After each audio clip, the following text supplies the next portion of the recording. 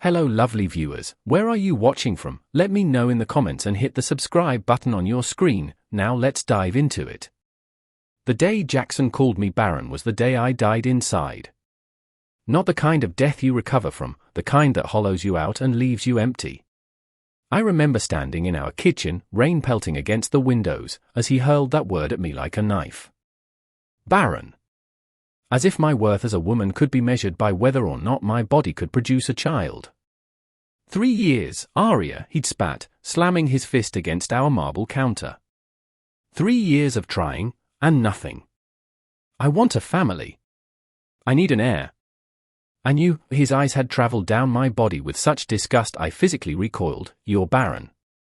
Defective. That was 2 years ago. Now I stood at the back of the Rosemorn Cathedral, 3 sleeping babies nestled against my chest in a custom-made triple carrier, watching as Jackson prepared to marry the woman he'd been sleeping with behind my back.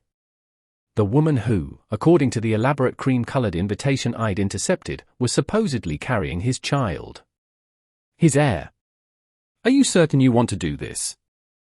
The deep voice beside me belonged to Sung Minute, his powerful frame coiled with tension as he placed a protective hand on the small of my back.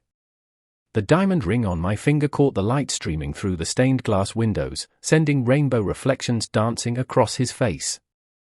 Most people knew him as the ruthless head of the Hedong Syndicate, the most powerful Korean crime organization on the West Coast. I knew him as the man who had saved me when I had nothing left to live for. The man who had given me my children. The man who had shown me that family wasn't about biology, it was about who would burn the world down to keep you warm. I've never been more certain of anything, I whispered back, adjusting the soft blue blanket covering my sleeping triplets, 2 boys and a girl with eyes like their father's and my stubborn chin. He deserves to know what he threw away. The pianist began playing the wedding march.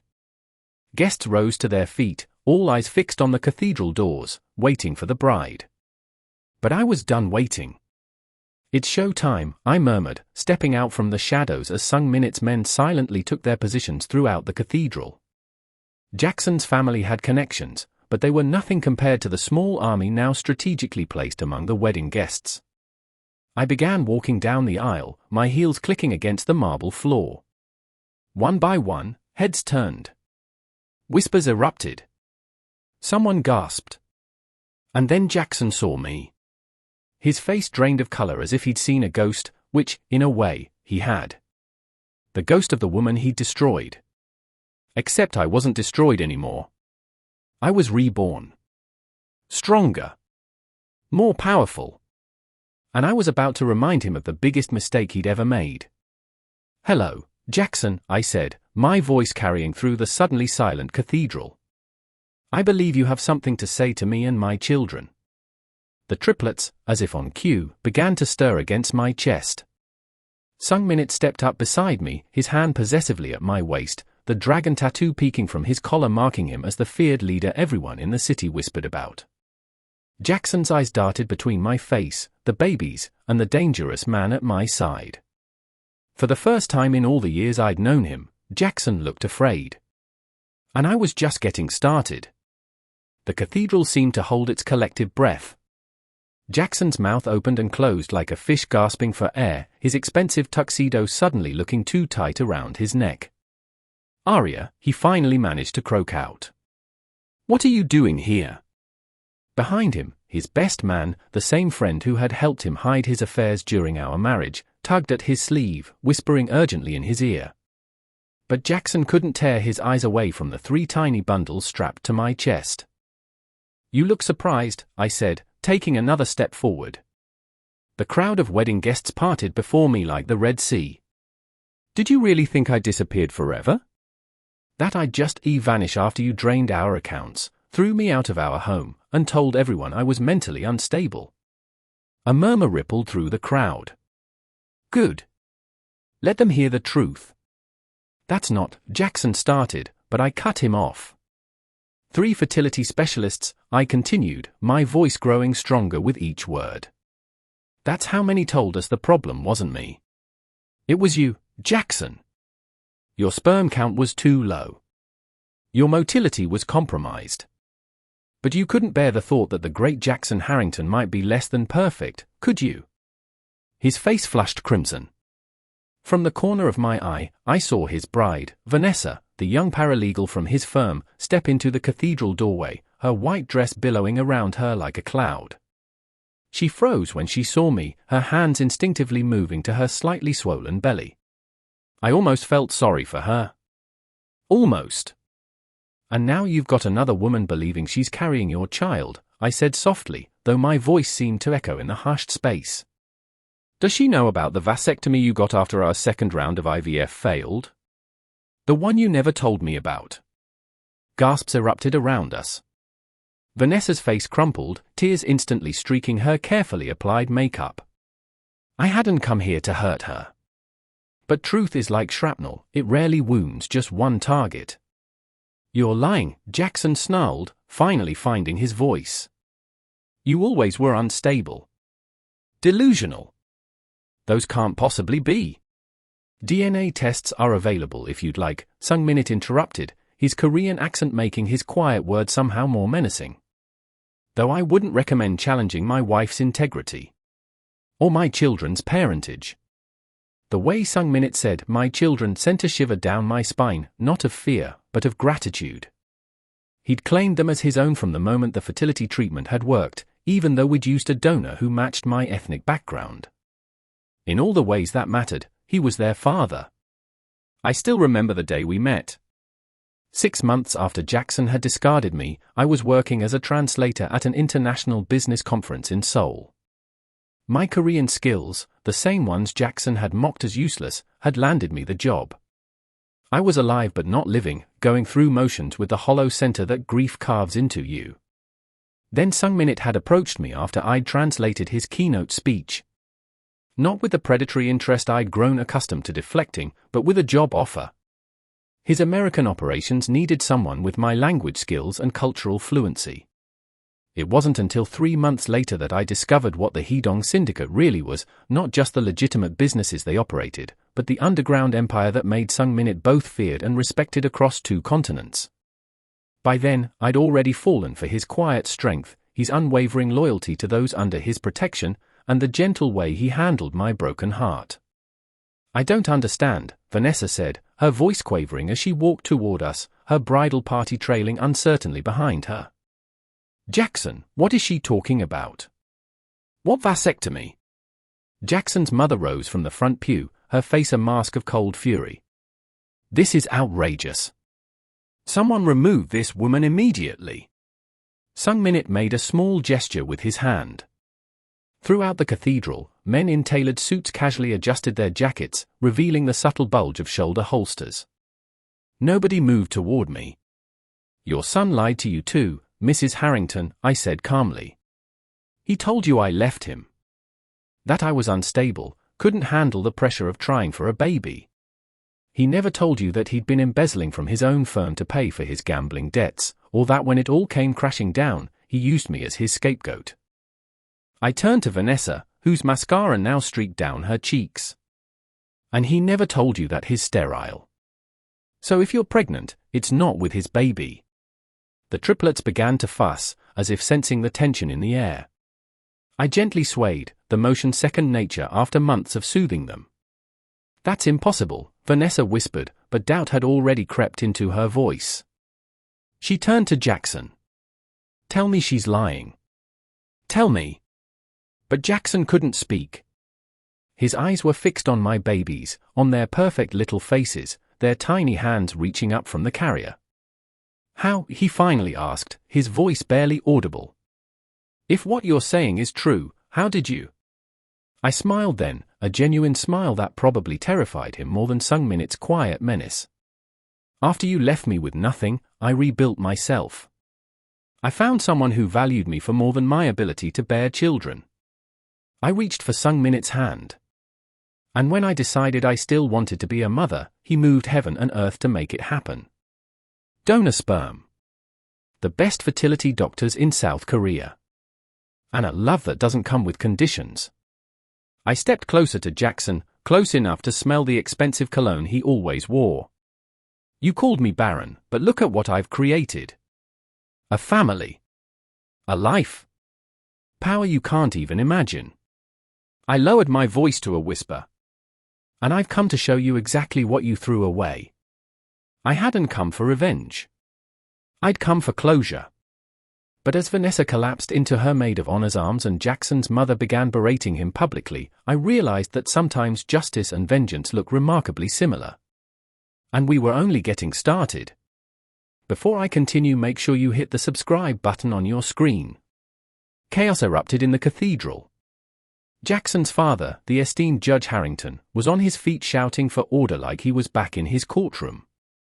Vanessa's parents had rushed to her side, her father's face contorted with rage as he confronted Jackson. Guests were either frantically whispering or openly recording the spectacle on their phones. In the midst of it all, Jackson stood frozen, his perfect life crumbling around him. One of my triplets, June, my fierce little firstborn, let out a cry that cut through the noise. I unstrapped the carrier and cradled him against my shoulder, swaying gently. "Shush, my little warrior," I whispered against his downy hair. His brother and sister remained peacefully sleeping, somehow undisturbed by the commotion. "Perhaps we should continue this conversation somewhere more private," Sung Minute suggested, his voice deceptively calm as he placed a protective hand on my lower back.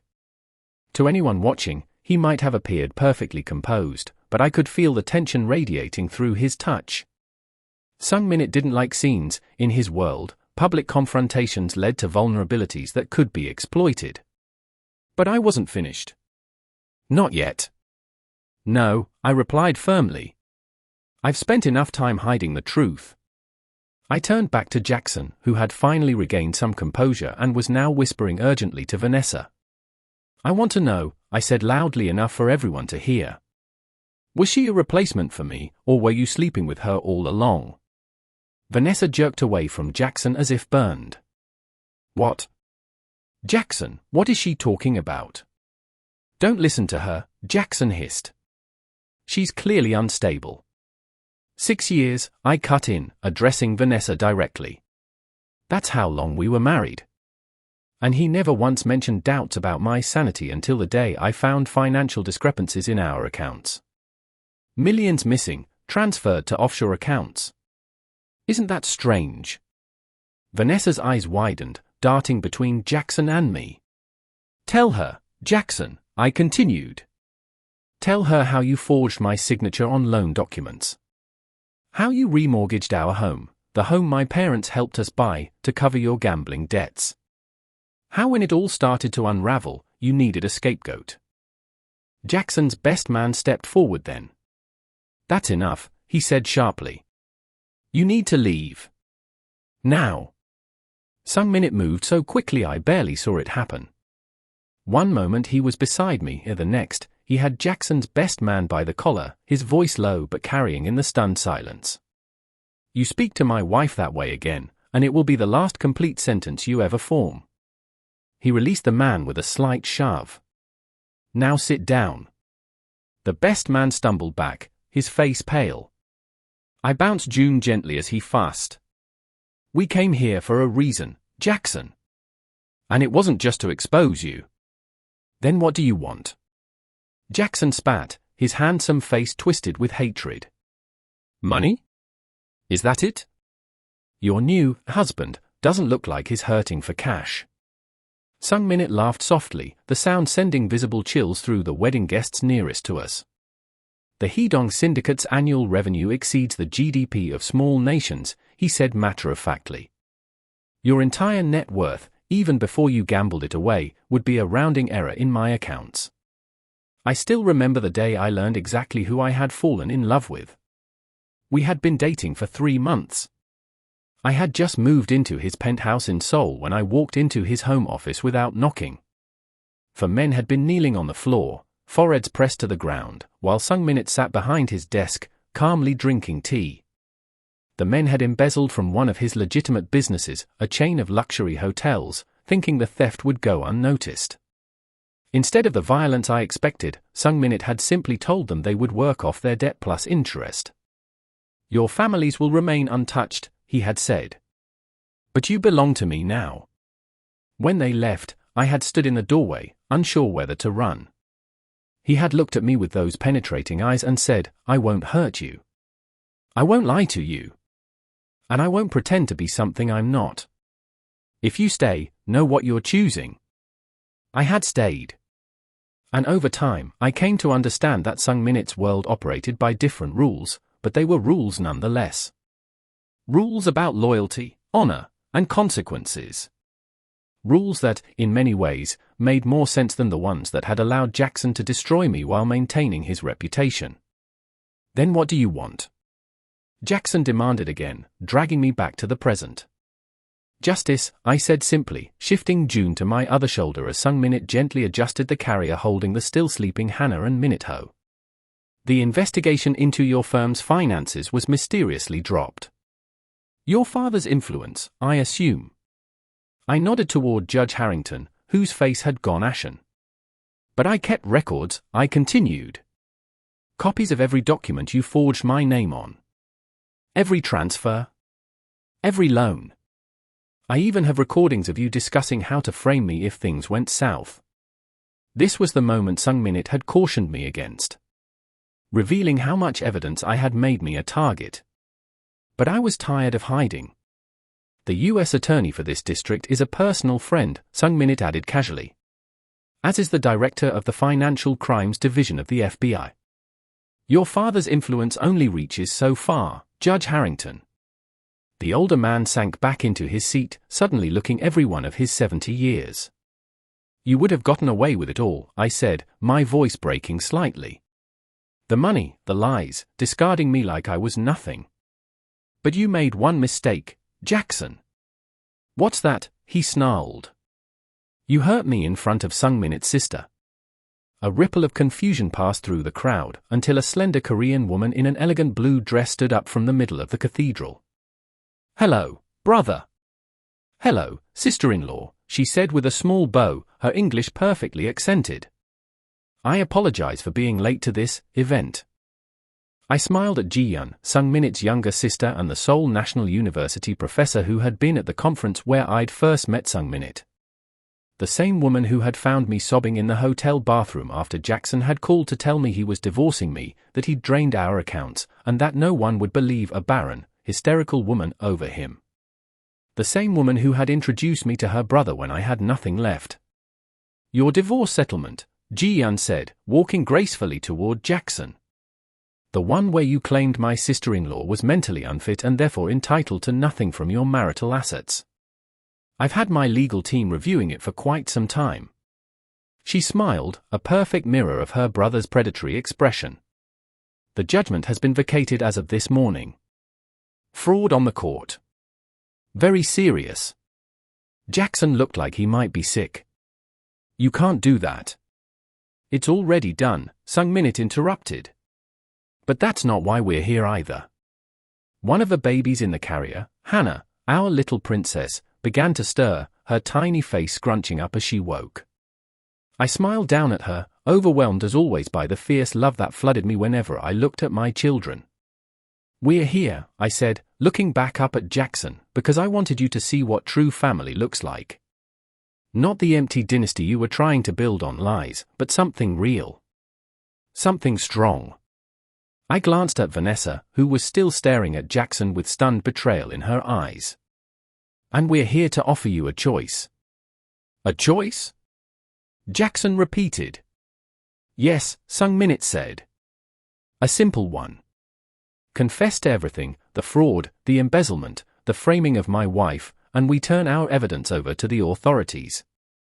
You'll do time, but your family name might survive." "Or?"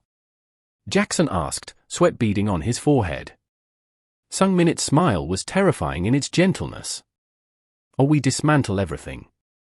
Not just your freedom, but your family's reputation. The judge's career. The family business. All of it." The cathedral was so silent you could hear the baby's soft breathing. "You have 48 hours, I said. That should give you time to explain to your bride why she might want to reconsider her prenuptial agreement. And perhaps get a paternity test." I turned to leave, but paused, shifting June in my arms so I could face the crowd one more time. Oh, and to those who stood by and watched him destroy me? Who believed his lies without question? Who turned your backs when I needed support? I looked directly at my former friends, the couple who had been about to serve as Jackson's witnesses. Remember this moment the next time you choose the easy lie over the difficult truth. As we walked down the aisle toward the cathedral doors, Sung Minut's security detail falling into formation around us, I felt lighter than I had in years. Not because of Jackson's humiliation, though I couldn't deny the satisfaction it brought, but because I was finally free of the last chains that had bound me to my past. Outside, the late afternoon sun bathed everything in golden light. Our armored Maybach waited at the curb, driver standing at attention. "Are you satisfied, my love?" Sung Minut asked quietly as he helped me settle the babies into their custom-built car seats. Before I could answer, the cathedral doors burst open behind us. But it wasn't Jackson or his security, it was Vanessa, still in her wedding dress, mascara streaked across her face. "Wait," she called out, stumbling slightly on her high heels as she rushed down the steps toward us. "Please, I need to know, is it true?" "About the vasectomy?" I exchanged a look with Sung Minut, who gave a nearly imperceptible nod. "Yes," I said gently. "I found the paperwork after he kicked me out. He had it done 3 years into our marriage, right after the doctor told him the fertility problems were on his side." Vanessa pressed a hand to her mouth, stifling a sob. "Then the baby?" I didn't need to finish that sentence for her. The reality of her situation was crashing down around her just as mine once had. What I did next would change everything, setting in motion events I couldn't possibly foresee. But in that moment, looking at this woman whose world was shattering, I made a choice that would alter all our destinies. I reached out and took her hand. That moment, my hand extended to Vanessa on the cathedral steps, became the photograph that splashed across every society page in the city the next morning. The barren ex-wife with triplets and the pregnant bride who never was, joined in an unexpected alliance of betrayed women. Behind us, Sung Minut stood sentinel, his dark eyes watchful as his security team formed a protective circle around us. "Come with us," I said to Vanessa, surprising even myself with the offer. "You shouldn't be alone right now." Her fingers trembled in mine. "Why would you help me?" "I'm the woman he used," I finished for her. "Just like he used me." Sung Minut stepped forward, his expression unreadable to most, but I recognized the subtle softening around his eyes that meant he approved of my decision. "Ms. Chen," he addressed Vanessa with formal respect, "my wife's instincts about people are rarely wrong. If she wishes to help you, there must be something in you worth saving." A commotion at the cathedral doors drew our attention. Jackson burst through, his face contorted with rage, followed by his father and several security guards. "Vanessa," he bellowed. "Get back here right now. Don't listen to their lies." Vanessa's grip on my hand tightened. Her eyes, still wet with tears, hardened with something I recognized intimately, the dawning realization that the man she loved was not the man she thought she knew. "Is it true?" she called back to him. "Did you have a vasectomy?" The crowd that had spilled out of the cathedral went silent, all eyes on Jackson. His hesitation told Vanessa everything she needed to know. "You son of a bitch," she whispered, loud enough for only those of us closest to hear. Then, louder, "This baby isn't yours. And thank God for that." Sung Minut placed a gentle hand on my shoulder. "We should go. Now." His tone carried urgency I rarely heard, the voice he used when he sensed danger approaching. I glanced back and understood immediately. Judge Harrington was on his phone, his expression grim as he barked orders to someone. Local police would be on their way soon, not that they could touch Sung Minut with his diplomatic connections, but a public confrontation with law enforcement wasn't part of our plan. "Vanessa," I said urgently. "Choose now. Him or your freedom." She looked back at Jackson one last time, at the life she had almost committed to, then kicked off her white satin heels and stepped into our waiting car without another word. As we pulled away from the curb, I watched Jackson's face grow smaller in the rear window. The look of impotent fury etched into his features was almost worth the 2 years of hell he'd put me through. Almost. The safe house was a penthouse overlooking the harbor, one of many properties Sung Minute maintained throughout the city. As his security team swept the apartment, checking for threats more out of habit than actual concern, I settled the triplets in the nursery that had been prepared for our visit. "How many homes do you have?" Vanessa asked, still in her wedding dress, though she'd removed the veil during our drive. "Enough to disappear if we need to," I answered truthfully. Sung Minute believes in contingencies. "And what exactly does he do?" She glanced nervously toward the living room, where Sung Minute was speaking rapidly in Korean on his phone. I considered how to answer. The truth was complicated, a tapestry of legitimate businesses interwoven with operations that existed in moral and sometimes legal gray areas. The Heedong Syndicate was an empire built by Sung Minute's grandfather after the Korean War, forged in the desperate times when survival meant making difficult choices. "He protects what's his," I said finally. "And builds something lasting for our children." Vanessa absently placed a hand on her belly. "I don't even know who the father is," she admitted, her voice barely above a whisper. "There was someone, before Jackson and I got serious. He was kind. Nothing like Jackson. But it ended when Jackson promised me everything I thought I wanted. I remember that feeling, of being swept up in the Harrington allure, the power and prestige that seemed to radiate from Jackson and his family. The night I discovered I was pregnant, Jackson proposed immediately," she continued. "I thought it was so romantic. Now I realize he was just covering his tracks," I finished for her. "Making sure no one would question the paternity." Minute Ho began to fuss in his crib, and I lifted him gently, cradling him against my chest. His tiny fingers curled around mine, and the rush of love I felt nearly brought me to tears. There had been a time when I believed I'd never experienced this, the miracle of holding my own child. "How did you do it?" Vanessa asked, watching me with Minute Ho. "How did you rebuild after he destroyed you?" I thought back to those first dark months after Jackson had thrown me out. The humiliation of having to call my parents for help, only to discover that Jackson had already contacted them, feeding them lies about my mental state. The friends who had slowly distanced themselves, uncertain which version of events to believe. The apartment I could barely afford on my translator's salary, where I cried myself to sleep every night. And then meeting Ji-Yun at that conference in Seoul, her kindness when she found me breaking down in the bathroom. "My sister-in-law says you speak exceptional Korean," Sung Minute said when she introduced us. It wasn't a pick-up line or empty flattery, it was a recognition of value, of skill. Something Jackson had never seen in me. "I had help," I told Vanessa, smiling as Minute Ho yawned against my shoulder. And I had to decide what kind of woman I wanted to be, one defined by what was taken from me, or one defined by what I could build. Sung Minute appeared in the doorway, his imposing frame softening as he saw me with our son. "Jackson is making moves," he said, his voice calm but with an undercurrent of tension. "His father has called in favors with the police commissioner. They're attempting to frame this as a kidnapping situation." "Kidnapping?" Vanessa exclaimed. "I left willingly. Men like Jackson don't accept rejection," I explained. "And they certainly don't accept defeat."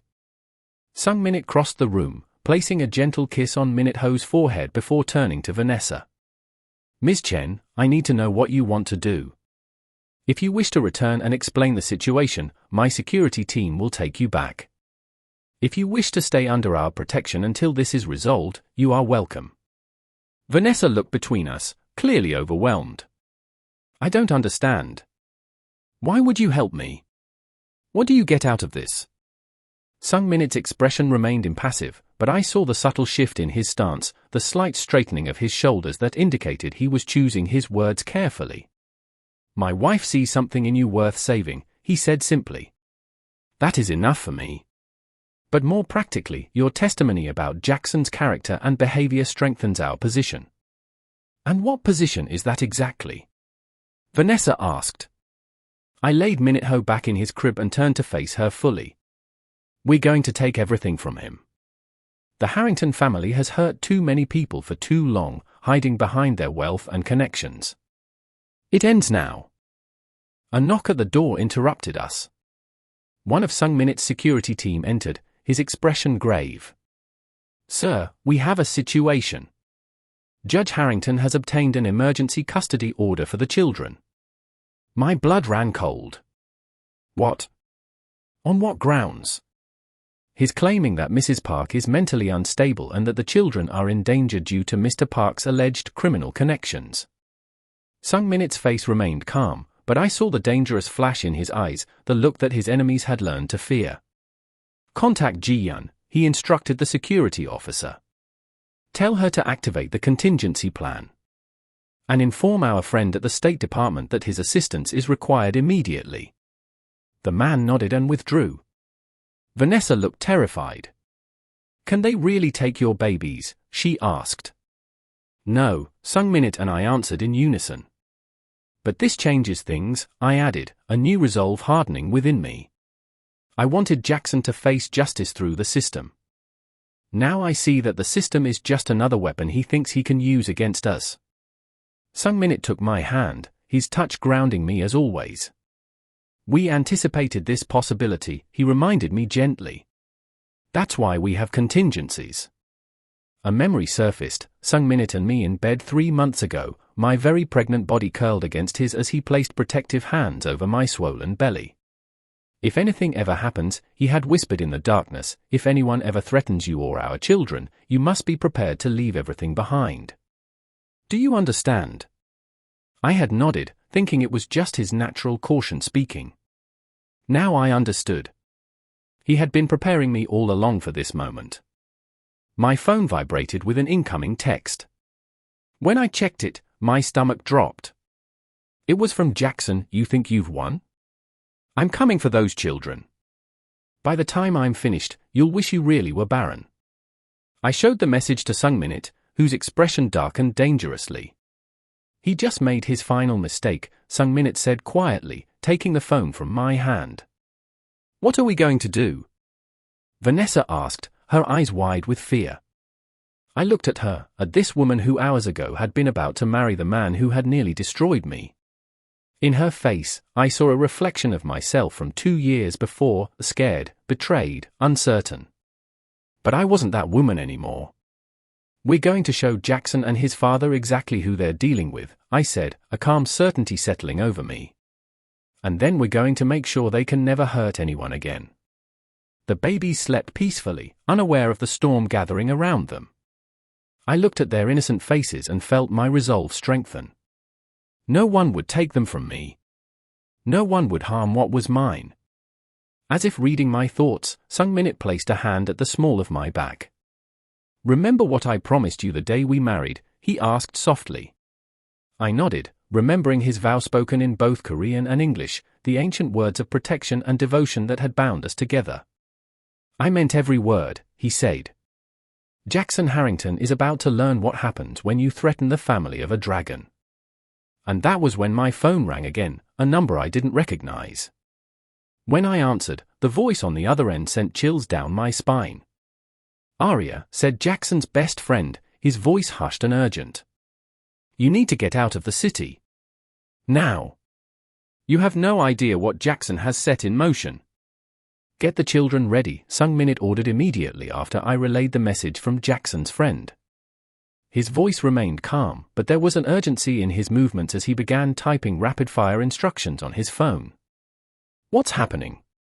Vanessa asked, her face pale beneath her smeared makeup. I was already moving toward the nursery, adrenaline flooding my system. "Grab anything you might need," I told her. "We're leaving." "But we just got here." "This is why Sung Minut maintains properties throughout the city," I explained, carefully lifting Hannah from her crib. "We never stay anywhere too long if there's a threat." Sung Minut appeared in the doorway, flanked by 4 of his security team. "The helicopter will be here in 6 minutes," he said. "We're activating Protocol Dragon Scale." My heart lurched. Protocol Dragon Scale was the contingency plan we had hoped never to use, complete withdrawal from the country within hours, using Sung Minut's diplomatic channels and private aircraft to bypass normal exit procedures. It meant leaving everything behind, at least temporarily. Is that really necessary? I asked, even as I was packing the baby's essential items with practiced efficiency. Jackson's father didn't just call the police commissioner, Sung Minute said grimly. My sources say he reached out to an old friend at the FBI who owes him a favor. They're preparing to raid all known Hedong properties in the city under the pretext of a human trafficking investigation. The accusation was absurd. Despite the syndicate's involvement in various questionable activities, human trafficking was the one line Sung Minute had never crossed. His own mother had nearly been a victim of traffickers during the Korean War, saved only by his grandfather's intervention. It was a personal crusade for him to fight against such operations. But that wouldn't matter if the FBI had a warrant. And with a judge like Harrington pulling strings, they would have whatever documentation they needed. They're trying to separate us from our resources, I realized, securing the triplets in their travel carriers. Cut us off from our security, our legal team. And create a situation where Child Protective Services could step in and take the children, Sung Minute finished, his jaw tight with controlled anger. Vanessa had been listening silently, her wedding dress pulled around her as she sat on the edge of a chair. This is insane, she whispered. Jackson wouldn't go this far just because I left him at the altar. I exchanged a look with Sung Minute. She still didn't fully understand what kind of man Jackson was, what kind of family the Harringtons were. This isn't about you, I told her gently. This is about control. Jackson lost control of his narrative when I showed up today. Judge Harrington lost control of his carefully crafted public image when we threatened to expose their financial crimes. Men like them don't respond to loss of control with reason, they escalate. A memory surfaced of Jackson smashing a crystal vase when his father had criticized him at a family dinner. The rage in his eyes had been frightening, a glimpse behind the charming mask he typically wore. I had dismissed it then as stress, making excuses as victims often do. Now I recognized it for what it was, the dangerous temperament of a man who believed he was entitled to whatever he wanted. Vanessa's hand went protectively to her stomach. What happens to me if you leave? The question hung in the air as Sung Minute's security team began moving the baby's carriers toward the private elevator that led to the building's helipad. You have a choice, Sung Minute said, his tone businesslike but not unkind. You can come with us to Seoul until this situation is resolved, or we can provide you with a new identity and enough resources to start fresh somewhere Jackson can't find you. Seoul, she repeated, eyes widening. As in South Korea. Our primary residence, I confirmed. Where the triplets were born. The look of indecision on her face was painfully familiar, the same expression I'd worn when Sung Minute had first offered me protection after learning what Jackson had done to me. I can't just leave the country, she protested weakly. My job, my apartment, my family. Your apartment that Jackson co-signed for? I asked gently. Your job at the law firm where his family holds influence. Your family who embraced him as one of their own. Her face crumpled as the reality of her situation sank in. Like me, she had allowed Jackson to become entwined in every aspect of her life. And like me, she was discovering that extracting him from those places would be nearly impossible without cutting herself free entirely. The building's security system chimed, and one of Sung Minute's men checked the monitor. Sir, police vehicles approaching the building. Sung Minute's expression remained impassive, but I saw the subtle tensing of his shoulders. How long until the helicopter arrives? For minutes, sir. He turned to me, his eyes softening slightly. Take the children to the helipad. Ji-yeon is already on board our jet at the private airfield. I'll handle the police and meet you there. Fear clutched at my heart. No. We stay together. Arya, he said, using my name instead of the endearments he usually favored, a sign of how serious the situation was. The children are the priority. You know this. Of course I knew it. We had discussed this scenario multiple times during my pregnancy, what we would do if we ever had to separate to protect the triplets. But knowing what to do and being ready to do it were entirely different things. I can't leave you, I whispered, clutching June's carrier tighter. Sung Minute closed the distance between us, cupping my face in his hands.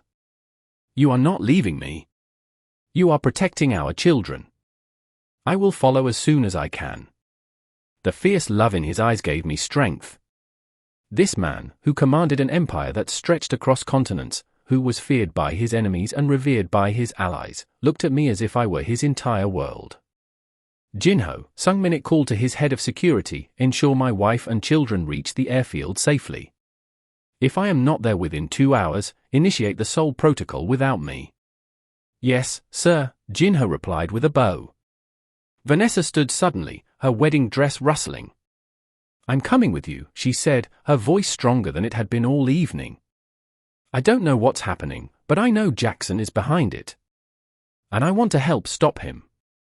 A strange sense of kinship washed over me as I looked at this woman who should have been my enemy but was instead choosing to become my ally.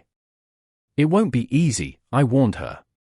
Once we leave, there's no turning back. Not until this is finished. I understand, she said, and I believed her. The determination in her eyes mirrored what I had felt when I'd finally broken free of Jackson's control, that mixture of fear and resolve that comes with choosing yourself over the life someone else designed for you. The building's alarm system began blaring. On the security monitors, we could see police officers entering the lobby, accompanied by men in FBI windbreakers.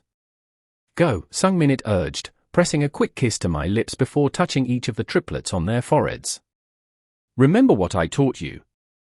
Trust no one. Verify everything. Protect what is yours at all costs. As Jinho ushered us toward the private elevator, I glanced back at Sung-minute. He stood tall and imposing, every inch the powerful crime lord preparing to face down those who dared threaten his family. I love you, I called to him over the wailing alarms. His smile was fierce and tender all at once. And I love you, my dragon queen. Now fly. The elevator doors closed, cutting him from my view. I blinked back tears, focusing instead on the 3 precious lives I held in my care and the pregnant woman who had just thrown her lot in with mine. What happens now?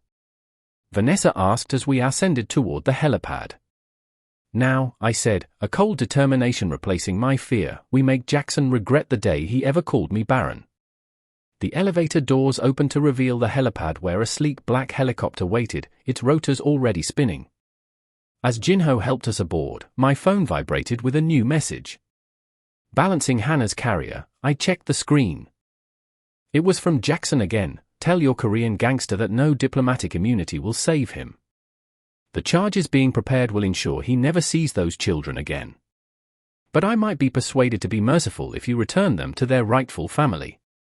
Rightful family. The audacity of it made my blood boil. These children, conceived through donor sperm, carried in my body, brought into this world through my pain and perseverance, were mine. Mine and Sung-minute's, who had cherished them from the moment he knew of their existence. I typed back a single response before shutting off my phone. You have no idea what you've started. But you're about to find out. As the helicopter lifted off, I could see police vehicles surrounding the building below.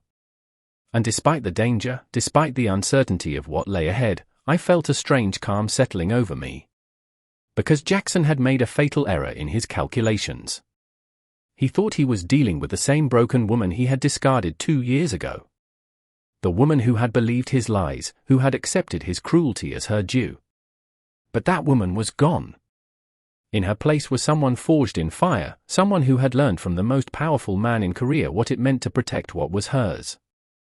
And as Seoul awaited us across the ocean, I knew one thing with absolute certainty: when this was over, the name Harrington would be nothing but a cautionary tale. The real question was whether Sung-minute would reach us before Jackson's desperate gambit forced my hand. Because if I had to choose between my husband and destroying the Harringtons completely, I already knew what my choice would be. Family above all. Just as Sung-minute had taught me. Seoul welcomed us with a gentle snowfall, the delicate flakes dancing against the midnight sky as our private jet touched down. 48 hours had passed since we'd fled the United States. 48 hours since I'd last seen my husband. 48 hours of silence that had hollowed me out from the inside. Still nothing. Vanessa asked softly, cradling Minute-ho against her shoulder. Despite everything, the triplets had taken to her instantly, and she'd proven herself invaluable during our escape, changing diapers, preparing bottles, singing lullabies when they grew fussy on the long flight. I shook my head, checking my secure phone once more. The specially encrypted device Sung Minute had given me for emergencies remained silent. No messages from him or from Jinho, who had stayed behind to coordinate with Sung Minute's legal team. Ji-Yun will meet us at the compound, I said, focusing on what I could control rather than the gnawing fear threatening to consume me. She'll have news. Sung Minute's family estate sprawled across a secluded hillside overlooking the city, a harmonious blend of traditional Korean architecture and modern security. As our convoy of black SUVs wound up the private road, I caught glimpses of the Seoul skyline glittering below us, the city that had given me a second chance at life, at love, at family. "This is where you live," Vanessa whispered, all evident in her voice as the main house came into view. The sprawling compound with its curved tile roofs and immaculate gardens looked more like a small village than a private residence. "One of our homes," I confirmed. "The safest one." The triplets had fallen asleep, their tiny faces peaceful despite the chaos that had brought us here. Looking at them, I found the strength to keep moving forward. For them, I would face whatever came next. Ji-Yun was waiting in the main courtyard, her elegant silhouette illuminated by traditional lanterns. The moment our vehicle stopped, she rushed forward, sliding the door open herself rather than waiting for the security team. "Sister," she greeted me, helping me from the car while carefully avoiding disturbing June and Hannah in their carriers. Her eyes were red-rimmed, a sight that sent ice through my veins. "Where is he?" I asked, unable to formulate any other question. Ji-Yun's face remained carefully composed, but I knew her too well to be fooled. "Come inside. We need to talk privately." The traditional tea room had always been my favorite place in the compound, with its hand-painted screens and view of the meditation garden. Now it felt suffocating as Ji-Yun closed the doors behind us, leaving Vanessa and the babies with trusted staff. "Tell me," I demanded, my voice steadier than I felt. Ji-Yun poured tea with ceremonial precision, a ritual that usually calmed us both. Today, it felt like torture.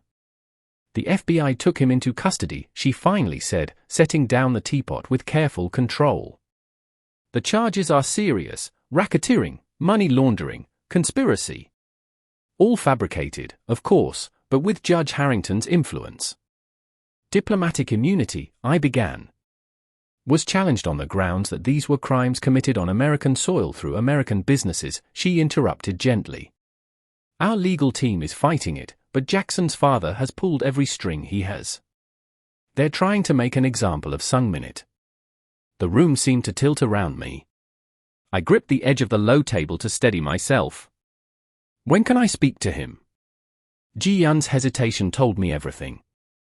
"They're holding him in isolation. No calls, no visitors. Not even our most highly placed contacts have been able to arrange communication." "And the children?" "Has Jackson filed for emergency custody on the grounds that you fled the country with them illegally?" "Yes." Ji-Yun's voice hardened. "But he can't touch them here. South Korea doesn't recognize the jurisdiction of American family courts, especially not with the triplets holding Korean citizenship through Sung Minute." I took a deep breath, forcing my racing thoughts into order. Sung Minute had prepared me for this. We had discussed what to do if we were ever separated, if either of us was ever captured or detained. I knew what he would expect me to do: to wait, to protect the children, to let his formidable legal team handle the situation. But I wasn't just Sung Minute's wife. I wasn't just the mother of his children. I was the woman who had risen from the ashes of Jackson's betrayal. I had not survived, rebuilt, and found my strength only to lose everything again. "What's our intelligence on the Harrington situation?" I asked, my voice taking on the crisp, authoritative tone I'd learned from Sung Minute. Ji-Yun's eyebrow arched slightly, but she recognized the shift in me. She reached into her sleeve and withdrew a slim tablet. "Jackson is in damage control mode. The wedding disaster made the social pages, but he's spinning it as an attack by his mentally unstable ex-wife.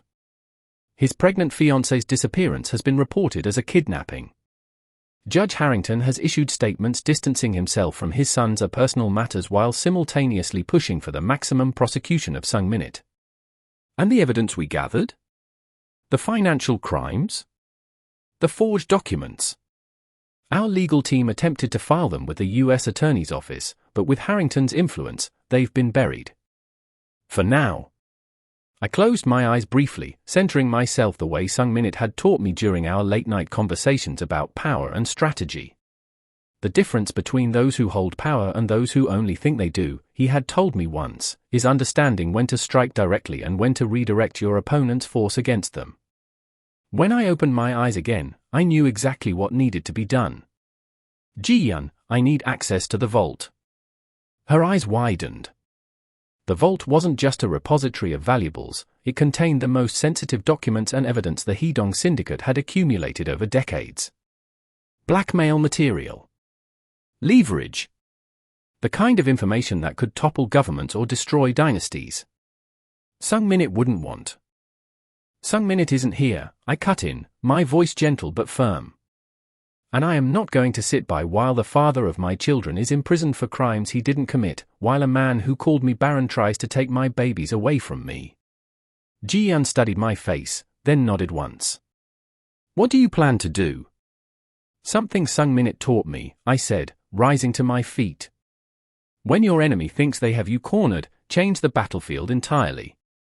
3 days later, I sat in the private lounge of Seoul's most exclusive hotel, dressed in a traditional Korean hanbok that Ji-Yun had selected, deep crimson silk embroidered with golden dragons. My hair was arranged in an elaborate style adorned with jade pins, my makeup flawless and regal. Across from me sat Catherine Harrington, Jackson's mother. Thank you for agreeing to meet with me, I said, pouring tea with the same ceremonial precision Ji-Yun had demonstrated days earlier. Catherine's face was a mask of cold disdain, though I noticed the exhaustion around her eyes, the slight tremble in her manicured hands. I'm only here because you claim to have information about my granddaughters, she said stiffly. Though I find it disgusting that you would use innocent children as bargaining chips. I allowed a small smile to curve my lips. Is that what Jackson told you? That I'm using the children as bargaining chips? What else would you call this, summons? She gestured at the room around us, at the two of Sung Minit's security personnel standing discreetly by the doors. I call it an opportunity, I said, sliding a thin folder across the table. For you to meet your grandchildren properly. And to learn the truth about your son. Catherine made no move to touch the folder. I know my son. Do you? I asked softly. Do you know that he underwent a vasectomy 3 years into our marriage without telling me? Do you know that he forged my signature on loan documents to cover gambling debts? That he entered our joint accounts the day before he threw me out of our home, leaving me with nothing? A flicker of uncertainty crossed her face, quickly masked. These are private matters between husband and wife. Whatever difficulties you had are documented in that folder, I interrupted. Along with evidence of other matters I suspect you know nothing about. Like the offshore accounts Judge Harrington established to hide the bribes he's been accepting for the past 15 years. Catherine's face went pale. How dare you? I dare because your husband and son have Sung Minit in custody on fabricated charges, I said, my voice hardening. I dare because they're attempting to take my children away from me. And I dare because, unlike you, I've actually looked at the evidence rather than blindly defending men who don't deserve loyalty. With trembling fingers, Catherine finally opened the folder. I watched as she scanned the first few pages, copies of Jackson's medical records confirming the vasectomy, bank statements showing the systematic emptying of our accounts, the forged loan documents with expert analysis confirming the forgery. Then came the more damning evidence, photographs of Judge Harrington meeting with known criminals in private locations, bank records showing suspicious deposits following key rulings, transcripts of conversations that had been obtained through means I chose not to question. This could be fabricated, she whispered, but there was no conviction in her voice. It could be, I agreed. But we both know it isn't. Deep down, you've suspected something wasn't right. You've noticed the unexplained wealth, the secretive phone calls, the changing stories. Catherine's composure cracked, just slightly. What do you want from me? I want you to meet your grandchildren, I said simply. And then I want you to convince your husband to drop the charges against Sung Minute and end this vendetta against my family. Or you'll release these documents to the media, she finished, her voice hollow. I shook my head. No. If it comes to that, these documents will go directly to the Department of Justice, Interpol, and every major news organization simultaneously. Your family won't just be disgraced, they'll be destroyed. Your husband will die in prison.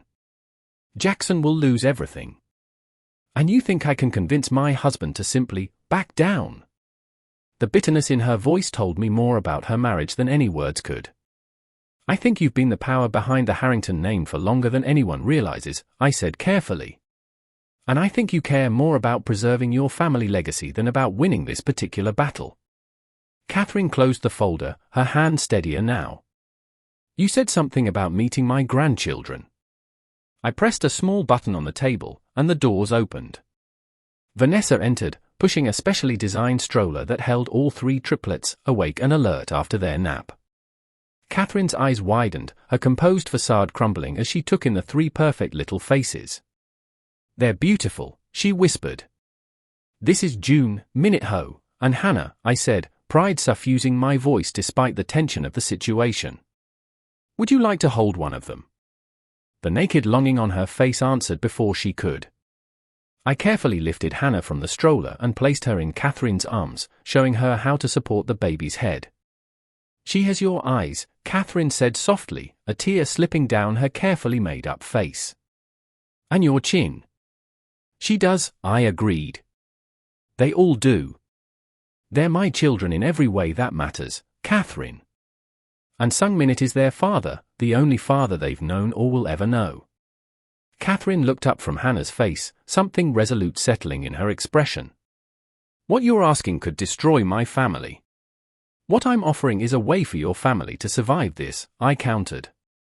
A graceful exit rather than a catastrophic fall. Drop the charges. End the custody battle. And in return, these documents stay sealed. And Jackson? What happens to him in this arrangement? I considered her question carefully. Despite everything, she was still a mother concerned for her son. I could understand that now in a way I couldn't have before the triplets. Jackson walks away from us completely, I said firmly. No contact, no claims, no further attacks. He gets a fresh start, but somewhere far from us. Catherine gazed down at Hannah again, running one finger gently along the baby's cheek. He's not a good man, is he? She asked, so quietly I almost didn't hear her. No, I answered honestly. He's not. She nodded slowly, a lifetime of denial crumbling in the face of the innocent child in her arms. I'll need 24 hours. You have 12, I replied, reclaiming Hannah gently. As Catherine rose to leave, she paused, looking at me with new respect in her eyes. You've changed, Aria. You're not the woman my son married. No, I agreed. I'm the woman who survived him. 10 hours later, my secure phone chimed with an incoming message. I had been sitting in the meditation garden, watching the triplets sleeping peacefully in their portable bassinets, Vanessa dozing nearby on a cushioned bench. The message was from Ji-Yun, charges dropped. Custody claims withdrawn. He's coming home. Relief flooded through me so intensely I nearly collapsed. I typed back with trembling fingers, when? The response came immediately, wheels up from US soil in 30 minutes. Home by morning. I closed my eyes, tears of gratitude streaming down my face. We had won. Not through violence or threats, but through the careful application of truth and leverage, the way Sung Minute had taught me. Vanessa stirred, opening her eyes to find me crying. What's happened? She asked, instantly alert. It's over, I told her, my voice breaking with emotion. Sung Minute is coming home. Jackson and his father have backed down. She sank back against the cushions, one hand resting protectively over her growing belly. What happens now? To me, I mean. Over the past 5 days, Vanessa had become more than just an ally of convenience. I'd recognized in her the same resilience I had found in myself after Jackson's betrayal, a willingness to rebuild, to become someone new. That depends on what you want, I said honestly. You can stay here in Seoul, we have connections that could help you establish a new life. Or, if you prefer, we can set you up somewhere in the States, far from Jackson's influence. She looked out at the peaceful garden, the ancient trees and carefully arranged stones. I've spent my whole life trying to be what other people wanted, she said thoughtfully. First my parents, then Jackson. I think I'd like to find out who I am when I'm making my own choices. Then that's what you'll do, I assured her. And whatever you need, for yourself or your baby, we'll help you. The sound of approaching footsteps made us both turn. Ji-yeon stood in the garden entrance, a rare smile gracing her usually composed features. Sister, she said formally, though her eye sparkled with happiness, there's a call for you. From the air. I rushed to the main house, my heart pounding so hard I could feel it in my throat. In the communication room, a secure line was already open, the connection slightly staticky but clear enough. Sung-minute. I called, gripping the edge of the desk. My love. His voice, even distorted by distance and technology, was the most beautiful sound I'd ever heard. I'm told you've been quite busy in my absence. I laughed through my tears. Someone once taught me that the best defense is a strategic offense. So I did. The pride in his voice warmed me from the inside out. Catherine Harrington contacted her husband directly. I was released with a full apology, and a promise that the Harringtons will be relocating permanently to their property in Switzerland. Far away from us, I murmured, relief washing through me. Very far, he agreed. I'm told you showed her the children. I thought it might help her understand what was at stake, I explained. She's still a mother, despite everything. There was a pause, and when Sung-minute spoke again, his voice was thick with emotion. You continue to surprise me, Arya. When others would have chosen vengeance, you offered redemption. Only after making it very clear what would happen if they refused, I pointed out. His soft laughter rumbled through the connection. A true dragon queen. Fierce when necessary, merciful when wise. When will you be home? I asked, suddenly desperate to have him back, to feel his arms around me, to see him with our children. 14 hours, he replied. Not a minute longer. How are our little dragons? Perfect, I assured him. Growing stronger every day. They miss their father. And I miss them. And their mother most of all. The tenderness in his voice nearly undid me completely. Hurry home, I whispered. Always, he promised. The sunrise painted the sky in shades of gold and rose as Sung-minute's private jet touched down at the airstrip near the compound. I stood waiting, the triplets bundled warmly against the morning chill, Vanessa and Ji-yeon flanking me like protective sentinels. When Sung-minute emerged from the aircraft, the sight of him stole my breath. He looked thinner, his face bearing the signs of his ordeal, but his eyes, those eyes that had seen through my broken exterior to the strength within, were unchanged. He paused at the top of the stairs, surveying his domain, his family, his life. Then he descended with the fluid grace that had first captivated me, crossing the tarmac in long strides until he stood before me. My family, he said simply, voice thick with emotion as he took in the sight of the triplets. He gathered us all in his embrace, and for the first time in days, I felt complete. Later, as we sat in the private quarters of the main house, the triplets sleeping nearby, Sung-minute held my hand as if he might never let go again. Jackson called me Barren, I said softly, tracing the lines of his palm with my fingertips. He meant it as the worst insult he could imagine, that I was empty, incapable of creating life. Sung-minute's eyes darkened at the memory of that cruelty, but he remained silent, letting me continue. But look at what grew from that emptiness, I whispered. Not just our children, but me. I became someone new in that barren place, someone stronger, someone who could stand beside you as an equal. Someone who could protect what's ours when you couldn't. He lifted my hand to his lips, pressing a kiss to my palm. Not Barren, he corrected gently. Fertile ground, waiting for the right season. I leaned against him, finally allowing myself to feel the exhaustion of the past days. The Harringtons will never bother us again. Never, he promised. Catherine's intervention was comprehensive. It seems she had her own leverage against her husband that we knew nothing about. Family secrets can be powerful weapons. I thought of Vanessa, who had chosen to stay with us at least until her baby was born, to learn from Ji-yeon about Korean culture and history. I thought of Jackson, whose carefully constructed life had been revealed as hollow and false. And I thought of myself, once defined by what I lacked, now surrounded by abundance. What does barren really mean? I mused, watching the sunlight play across our sleeping children's faces. Empty? Unproductive? Or maybe, cleared of debris, ready for something new to grow.